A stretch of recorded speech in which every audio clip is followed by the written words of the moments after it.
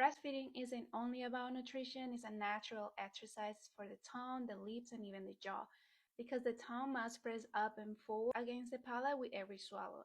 And that pressure is what actually widens the upper jaw and supports the good tongue posture. After breastfeeding, the tongue should look always clean and pink. If you see a white coating at the middle of the tongue, it might be a red flag.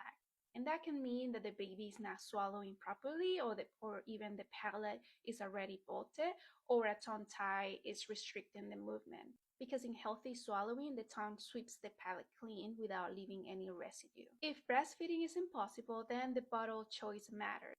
Because the nipple that mimics the breast and have good flow control, like the pigeon nipple, encourage the tongue to move in a wave-like pattern, and that avoid just jumping with just the gums. By having a very similar motion like breastfeeding, it will help prevent the tongue to stay in low and avoid early narrowing of the palate. Now let's talk about oral habits. So thumb sucking, pacifier after the H2, or can block the tongue from resting on the roof of the mouth.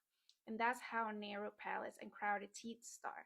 So even though some habits are okay before H2, it's best to minimize them as much as possible because the longer they stay, the harder they are to break later in life. Once your baby's first molars are up, which is usually around the 12-14 month, you can begin introducing small but safe, slightly harder textures like small piece of crunchy fruits, veggies slightly steamed, or safe harder foods because it stimulates the chewing muscles, helping the jaws grow wider, stimulating the bone growth. Also helps the face develop properly. And lastly, but very important, is nasal breathing.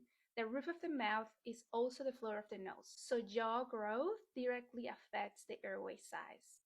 For nose congestion, gently saline sprays or drops are safe options. I like this brand called X Clear Nasal Spray, which has xylitol in it. It's a good natural saline option, and it can help keep the passages clear and reduce the bacteria. Nasal hygiene reduces the risk of chronic mouth breathing and large tonsils. Mouth breathing is usually a sign that something's off, like congestion, allergies, adenoid inflammation, or restricted tongue posture.